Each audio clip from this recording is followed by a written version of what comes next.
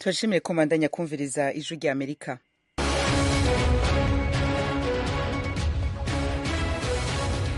Radio ijwi rya Amerika isamira na Washington DC mu Kirundi no mu Kinyarwanda. Mu Burundi muriko mutwumva ku mirongo migufi ya shortwave kuri metero 25, 31 na 41. Mu Rwanda tukaba kuri FM 104 n'ibice bitatu.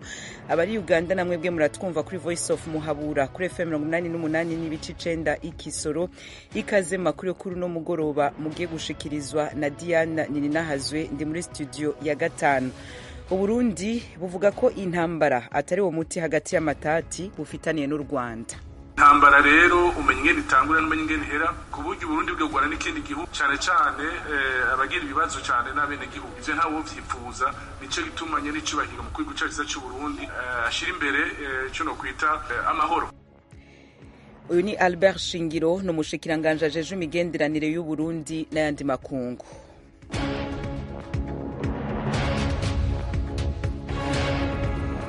Ibihugu mirongo ibiri bitunze gusumba ibindi ku isi biri mu nama yavyo ngarukamwaka. Amerika yanse kuyitaba ivuga ko isivye kubera igihugu ca Afrika y'Epfo iriko iraberamwo kigwanya.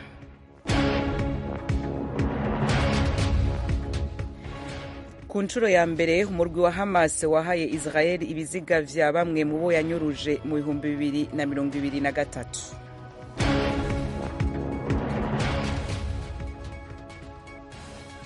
Muri Niger abasirikare batembagaje ubutegetsi bihaye imyaka 5 yo kubandanya bategeka ico gihugu vy'imfata kibanza. Idoni doyano makuru yose duce ku masonga ni mukanyi sase musangwa ikaze kandi mwakoze gucagura ijwi rya Amerika mu yandi maradio yose.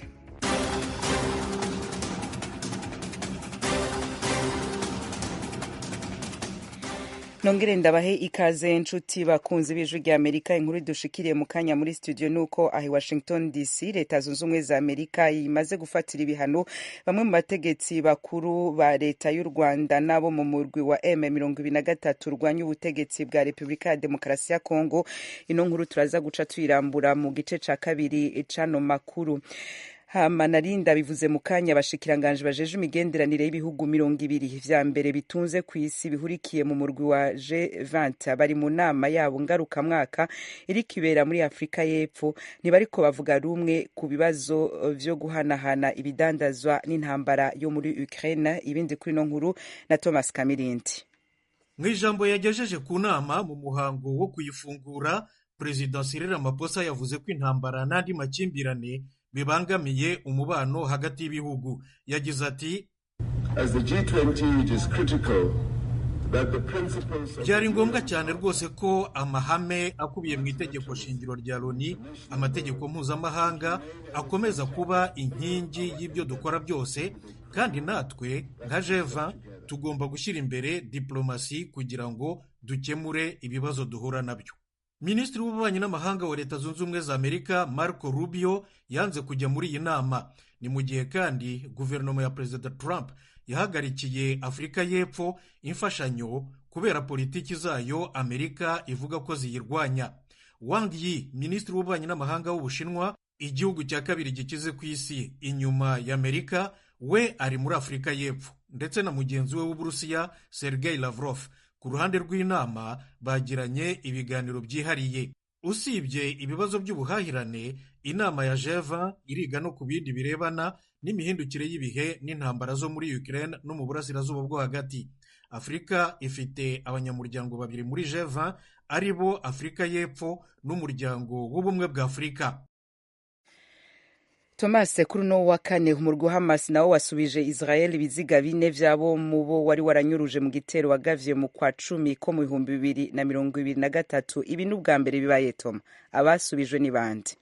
Muri iyi mirambo harimo iy'umutegarugori witwa Shiri Bibas n'abana be babiri baribo batoya mu myaka y'amavuko, Kfir w'imyaka 5 na Karumunake Ariel katwawe bunyago mu 2023 gafite amezi 9.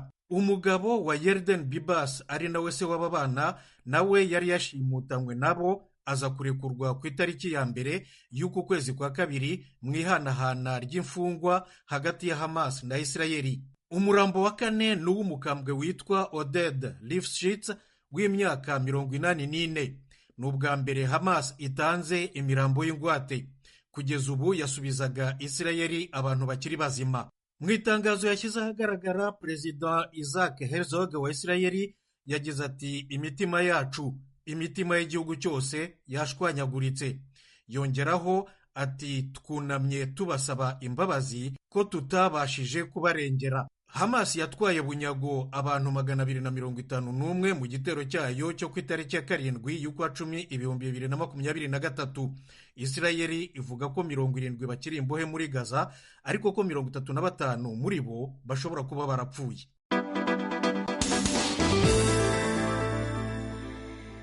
Hejuru y'Amerika dusubire gatonya ku mugabane wa Afrika, neza na neza muri Nigeria, aho abasirikare batembagaje ubutegetsi bihaye imyaka 5 yo kubandanya bategeka ico gihugu vy'imfata kibanza. N'ubu ni inkuru tubaza Thomas Kamirindi.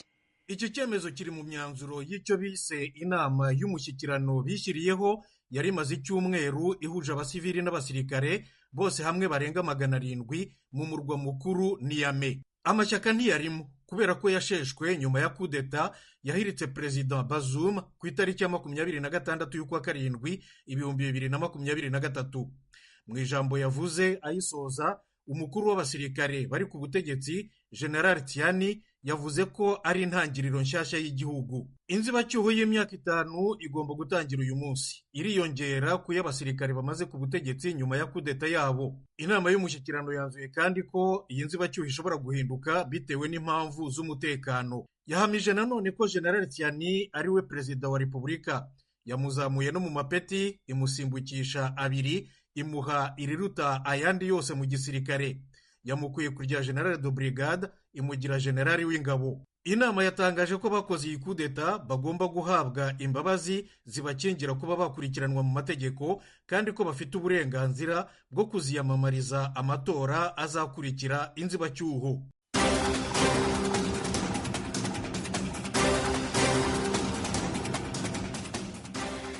Hejuru y'Amerika, Washington DC, mu Kirundi no mu Kinyarwanda. Amakuru yose muheje kumva yijya nino ku isi n'andi mushobora kongera kuyasanga kuri wezi3 akaburungu radio yacu VOA akaburungu.com, adresse ya YouTube yacu, Instagram, Facebook na X ni VOA radio yacu. Mu kanya ni mu karere k'ibiyaga binini vya Afrika.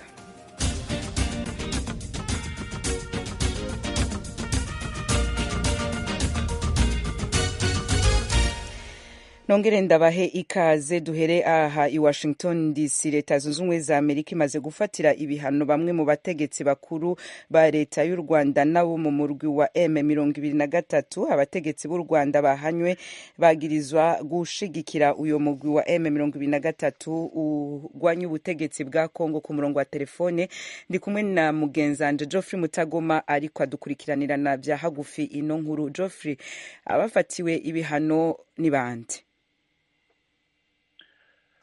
Uwa mbere ni generali wavuye ku rugerero James Kabarebe, ubu akaba ari umunyamabanga wa leta muri Minisiteri y'Ububanyi n'Amahanga y'u Rwanda. Itangazo rero rya Minisiteri y'Imari y'Amerika ryatangaje ibihano rikavuga ko uyu yagize uruhare runini mu bya gisirikare mu ntambara zabaye muri Repubulika ya Demokarasi ya Kongo mu myaka 3 ishize. Amerika ivuga ko ari we muhuza wa leta y'u Rwanda n'umutwe wa M23, akaba ari nawe ushinzwe umusanzu ingabo z'u Rwanda zitera uyu mutwe w'inyeshyamba. Iyo tangazo rishyiraho ibi bihano rivuga ko ari gukurikiranira hafi iby'amaronko aturuka mu mutungo kamere u Rwanda n'umutwe wa M23 bikura mu birombe by'amabuye y'agaciro nyine muri Repubulika ya Demokarasi ya Kongo. Ingingo imufatira ibihano ikabishimangira ko agira uruhare ruziguye cyangwa rutaziguye mu bikorwa n'ingamba zo guhungabanya amahoro n'umutekano cyangwa umudendezo wa Repubulika ya Demokarasi ya Kongo. Uwa kabiri ni Lawrence Kanyuka Kingston, umuvugizi w'ihuriro Alliance Fleuve Congo ry'imitwe y'inyeshyamba ishaka guhirika ubutegetsi buriho muri Repubulika ya Demokarasi ya Kongo.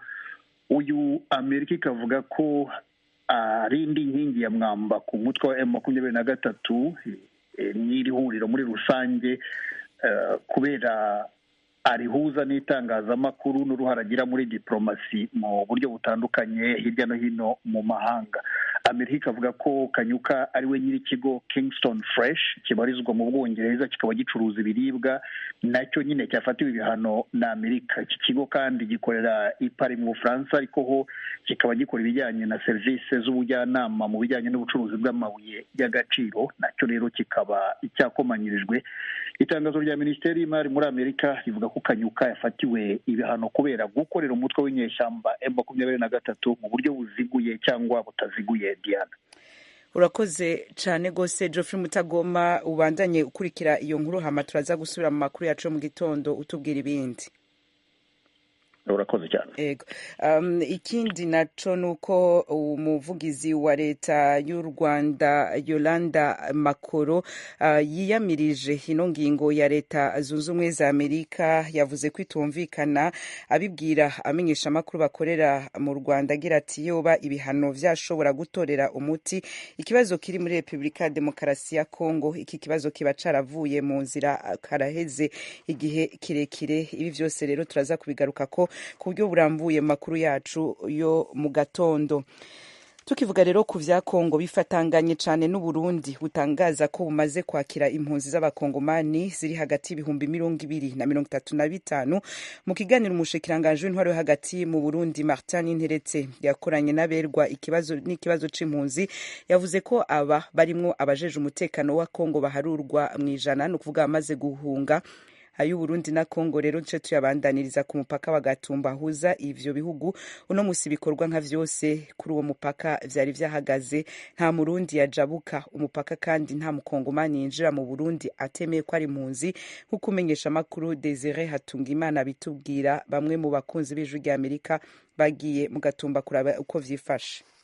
Beni batereke tugende hano kibiri nyuma hari bandi bagataye baromoka abahashinzwe bagwanira leta n'imozabo bo ngugiye gufunga. Uko niko byari byifashe kuva mu gitondo gushika inyuma y'umutaga mu Gatumba ku rubibe rw'u Burundi na Kongo. Ibikorwa byose byari byahagaze kwinjira mu Burundi uva muri Kongo. Ikamyo zirenga 7 z'igipolisi, izirenga 5 za HCR, ibisi z'igipolisi n'iz'amashirahamwe afasha mu mpunzi n'izindi modoka z'abakozi zari zitonze mu karere k'imetero 200. Izo modoka zose zakurakuranwa kuri uwo mupaka. Ni mu gihe abanyagihugu b'Abarundi bashaka kuja muri Kongo bashoye ibicuruzwa bari bazibiriwe n'igipolisi ku metero 350 ku ruhande rw'u Burundi. Aha umwe mu bapolisi bari barongoye abandi ariko arabirukana. Nyuma yaje mwese nyuma bayo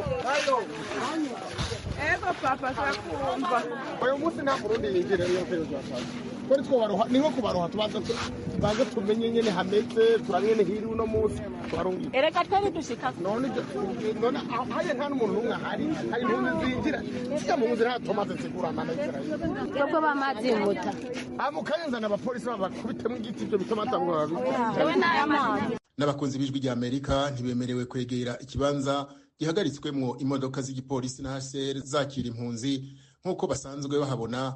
Ku ruhande rwa Kongo naho ibintu vyari vyifashe uko. Mu mwanya w'amasaha 3 umukunzi w'Ijwi rya Amerika yamaze ku mupaka wa Gatumba, impunzi zuzuye ikamyo 5 n'imodoka ya bisi ya Coaster 3 nizo zajanywe aho zakirirwa. Zari zigizwe n'abagore, abana, imisore n'inkumi hamwe n'abagabo. Abo bahunze bari bafise udukoresho bahunganye duke mu masakoshi n'ibikapo, n'abandi bari bafise amakinga. Binjiye mu Burundi baca burizwa imodoka. Ibi vyatumye bidakunda ko bavugana n'abakunzi b'Ijwi rya Amerika. Imyidogo ku Barundi bajanye ibicuruzwa muri Kongo biri kuri uwo mupaka yari myinshi. Urabona amafaranga ari muri n'abana n'ijoro baraje gusa baravye gutomati zonyene birana ndabacumbira ubugari imboga ndazikure ko nayaranguje ibintu gusa byahindutse uwo mwanya muto abapolisi aga nibo bishe byose injira Abarundi gusa nako ngumara kapagira mu kidugu weme kuri umuyobozi nemere tuba ubukene uko none abo mfashije ko banyanyeye kugenda no kuri bavyiyumvire no kuri Abafasoni bo mu Gatumba bari baje kuraba ababo ko bataha mu Burundi. Bari bagiye gucururiza muri Kongo, intambara ibariyo bakiri. Abacururiza ngaho mu Gatumba, abikorera imizigo n'ibindi bari bake cyane. N'ibibanza vyinshi vyagaragara kiretse bake bariko badandaza amazi. Umwe wenyene niwe yariko atanga ubugari, nawe bikaboneka ko atabakiriya yari afise. Ibintu vyahinduye isura kuri uwo mupaka kuva mu masaha 8 yo kuri uyu wa gatatu, aho inzego z'u Burundi zakira abapolisi ba Kongo 100 bahunze bambaye imyambaro ibaranga, imiduga yabo bakoresha mu gipolisi ca Kongo n'ibigwanisho vyabo hamwe n'ibindi bigwanisho vyari bipakiwe mu modoka bahunganye. Kuva ku wa 12 ukwezi kwa kabiri, leta y'u Burundi ivuga ko bamaze kwakira impunzi hagati y'ibihumbi 30 na 35 by'abanyekongo. Abashika ibihumbi 200 binjiye baciye ku Rusizi bari mu ntara ya Cibitoke, abandi bashika ibihumbi 5 baciye ku mpaka wa Gatumba bajanywe muri komine Gihanga mu ntara ya Bubanza. Ivyo umushikiranganje w'intwaro hagati mu gihugu, umutekano n'iterambere rusangi Martin Interetse yabisiguye mu nama yo kuri wa gatatu itariki 19 z'ukwezi kwa kabiri 2025 mu gisagara ca Bujumbura, yagiranye n'ubushikiranganje bw'imigenderanire hamwe na hase n'abandi bafasha mu gisata c'impunzi. Muri hashere bavuga ko impunzi zimaze kuza mu Burundi ziharugwa ku miryango irenga ibihumbi 6, kandi ko kuva mwaka wa 2000 Uburundi butaheruka kwakira impunzi zinganuko. Brigitte Mukanga Eno aserukira ishirahamwe mpuzamakungu ryitaye impunzi hasere mu Burundi asaba umwe wese mu bafashanya n'u Burundi kugira ico akoze mu kugarukira kuri izo mpunzi. Desire Hatungimana, urakoze. Hagati aho Uburundi buvuga ko intambara atari wo muti w'ibibazo bufitaniye n'u Rwanda. Umushikiranganje w'imigenderanire yabwo n'ayandi makungu yabwiye abashinga amateka b'u Burundi aho yari yabitavye kugira ngo atange umuco ku bibazo bitandukanye bivugwa muri politike y'ico gihugu. Albert Shingiro yagarutse no ku masezerano ya gisirikare u Burundi bwemeza ko bwakoranye na Kongo imbere yo kurungikayo ingabo zabwo. Inkuru ya mugenzi wacu Thierry Ndayishimiye i Kigali mu Rwanda. Hari kuri uyu wa kane ubwo inama nshingamateka y'u Burundi yari yakiriye umushikiranganje mu byejejwe harimo imigenderanire n'ayandi makungu Albert Shingiro mu ngoro y'inama nshingamateka mu kigo bibujumbura. Abagize inama nshingamateka basabye uwo mushikiranganje kwishura ku bibazo bimwe bimwe bimaze imisi bicicikana ku mbuga hwaniro bijanye n'umubano hagati y'u Burundi n'u Rwanda ndetse n'umubano w'u Burundi na Kongo, aho hagiye havugwa abasirikare b'u Burundi bagiye kugwana muri Kongo. Umushingamateka Gikeke Pascal yabwiye umushikiranganje Albert Shingiro ati nawe utari umuvugizi wa leta y'u Burundi ufise uruhara runini mu kwishura ku bibazo bijanye n'imigenderanire ugahumuriza abarundi. Uyu mushingamateka yagarutse ku mubano w'u Rwanda n'u Burundi ku bijanye n'aka mu mukuru w'igihugu c'u Burundi yari yateye abarundi ari Bugabira, aho yavuga ko u Rwanda rubaniye n'abo Burundi ariko nyuma agatangaza ubutumwa butandukanye n'ubwabanjirije.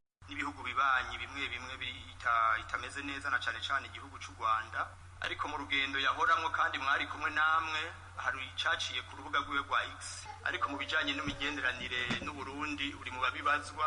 Nagomba rero ugira ico uremesheje abene gihugu biciye hano mu nama nshingamateka kuri kariya kamu umukuru w'igihugu yari yabuteye abarundi, hanyuma mwitahuka agatanga ubundi butumwa busa n'uburemesha abarundi. Mbega aho bahabaye byari byitezwe byari biki? Ikindi kibazo abashinga amateka bagarutse ko ni kijanye n'abasirikare barungikwa muri Kongo, aho bibaza ico bivuze ku migenderanire mu gihe abo bagiye gutabara bariko barinjira mu gihugu c'u Burundi gusaba ubuhungiro. Burundi bwaragiye gutabara igihugu ca Kongo biciye ku masezerano ari hagati y'u Burundi na Kongo mu bijanye no gutabarana mu byo kwivuna umwasi. Turabona ko ingabo z'u Burundi zagiye gutabara, mugabo naho tubona ko abagiye gutabarwa bariko binjira mu gihugu c'u Burundi. Mbega mu by'imigenderanire ivyo bitanga ishusho iyihe? Kuri ivyo byashikirijwe n'abagize inama nshingamateka, umushikiranganje Albert Shingiro yamenyesheje ko Burundi bwasanze inzira y'amahoro ariko utinjira mu ntambara kuko iyo uyitanguye utamenya uko irangira. Burundi nta n'umugambi ufise bwo gutera ikindi gihugu.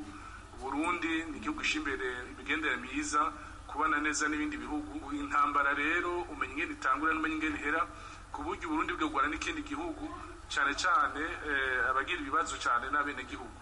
Ivyo ntawo vyipfuza, nico gitumanye n'icubahiro mu kwiga cyaza c'u Burundi misi yose ashira imbere ico no kwita amahoro, ashira imbere amahoro, ashira imbere gutera intambara n'ibindi bihugu. Tukibaza rero ko atantambara ngaha mu Burundi zohaba abantu botekana. Naho ku bijanye n'abasirikare barungitswe muri Kongo n'igihugu c'u Burundi, Shingiro yavuze ko bariyo kubw'amasezerano yasinywe hagati y'ibihugu byombi kugira ngo bagarukane amahoro. Uku nikabisigura abasirikare bacu bagiye muri ico gihugu kubera dufitaniye cyo no kwita imigenderanire, amasezerano ajanye n'ivyo kwivuna amaso, gufashanya mu by'umutekano. Ubona ko dusangiye urubibe, kandi aho dusangiye urubibe ari ahantu kenshi hakunze kuba ari umutekano muke. Abasodari bacu bagiye muri iyo mvo, twebwe twagiye ku mwumvikano wa Kongo, icyo no kwita force invitée, force autorisée, ntitwagiye ku nguvu nk'uko bamwe babikora. Naco umushikiranganje ya Albert Shingiro yatangaje ku byerekeye niba abasirikare b'abarundi bagiye kugwana muri Kongo baratawutse cyangwa niba bakiriyo. Gusa asaba ko abasirikare b'ibindi bihugu bari mu gihugu ca Kongo bovanwayo, ahavuga ko harabajayo kubera inyungu izina ziriya. Yongeye yatangaza ko umugwi wa FDLR ugwanya leta y'u Rwanda ukaba uri mu gihugu ca Kongo wasenyugwa ukavanwa muri ico gihugu mu ntumbero yo gushaka amahoro arambye hagati y'ibihugu byombi n'akarere muri rusange. Asaba kandi ko bibiganiro hagati y'umugwi wa M23 na leta ya Kongo inzira y'intambara igahagarara. Thierry Vendayishimiye, Ijwi ry'Amerika, Kigali.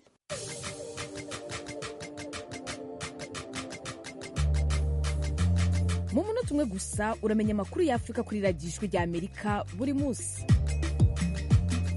Kurikira video y'umunota umwe ku Ijwi ry'Amerika. Ni ku rubuga rwa Facebook rw'Ijwi ry'Amerika. Adresi ni VOA Radio Yacu. Video y'umunota umwe gusa, inkuru nyamukuru kuri Afrika.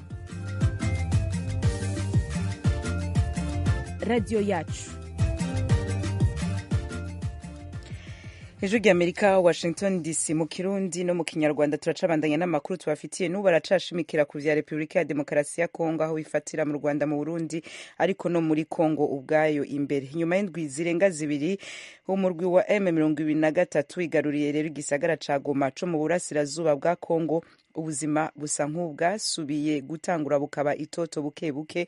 Hamwe mu mabanki yo muri ico gihugu yasubiye gukora, bamwe mu barimu bari bamaze igihe badahembwa nabo batanguye guhembwa, ariko hari n'abandi bavuga yuko agashahara kabo batarakaronswa n'amabanki bahembegwa ko. Mumenyesha makuru wacu Jimmy Shukrani Bakomera yabidukurikiraniye. Muri izo banki twabashije kubona zifunguye imiryango kuri uyu munsi, twavuga nka Bank of Africa, Trust Merchant Bank cyangwa se Tembe, Access Bank, Raw Bank n'izindi. Ni nyuma y'ibyumweru bigera kuri bitatu mu mujyi wa Goma hatagaragaramo banki n'imwe ikora kuva ubwo M23 yafashe umujyi wa Goma.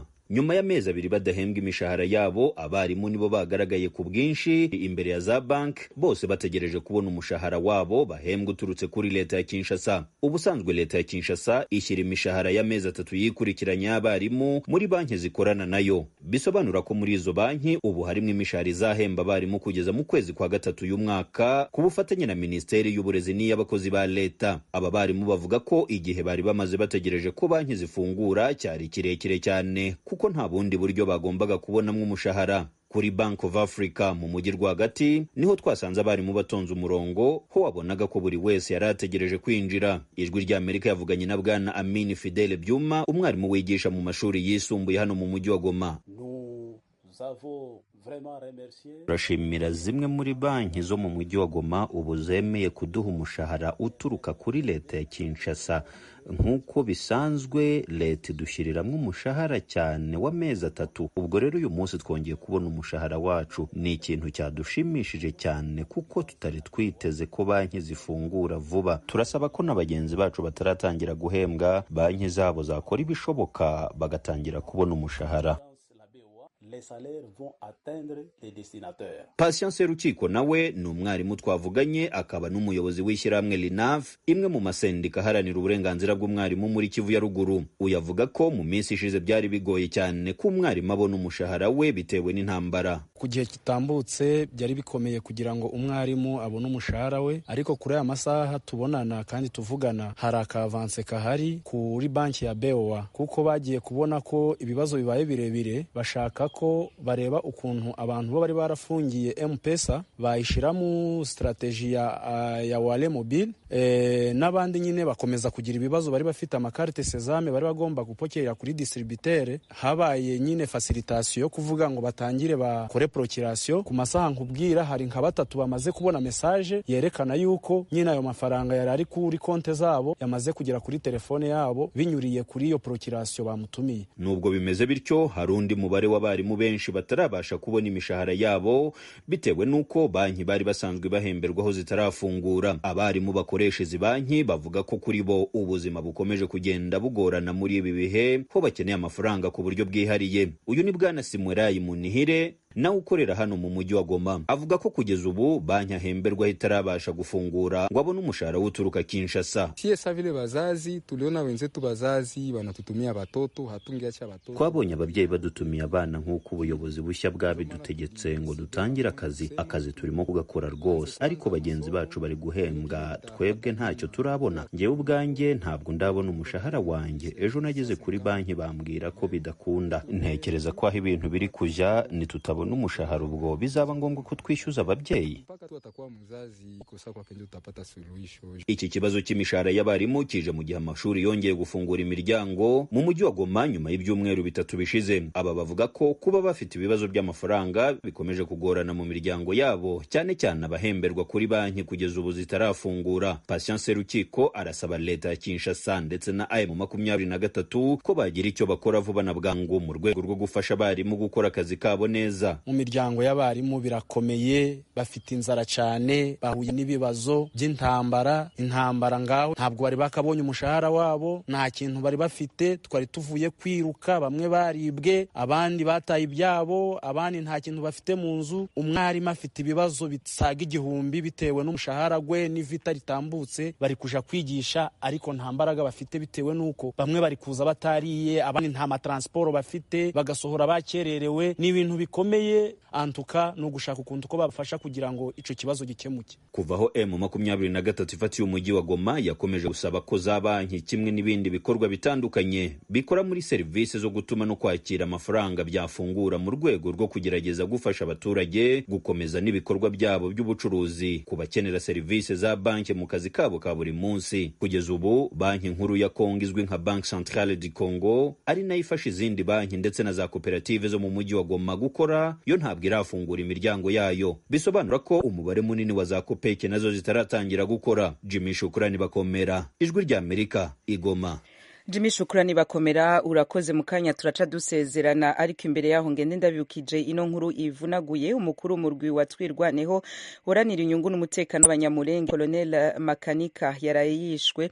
Abarwanyi b'uwo murwi bavuga ko drone yahitanywe n'amasasu ya drone yarashe mu birindiro vyabo biri ahitwa Gakangara, aha ni muri secteur ya Njanga, ni muri territoire ya Fizi, ntara ya Kivu y'Epfo. Abaguye muri ico gitero bose ni 6, barimo rero Colonel Michel Rukunda Makanika.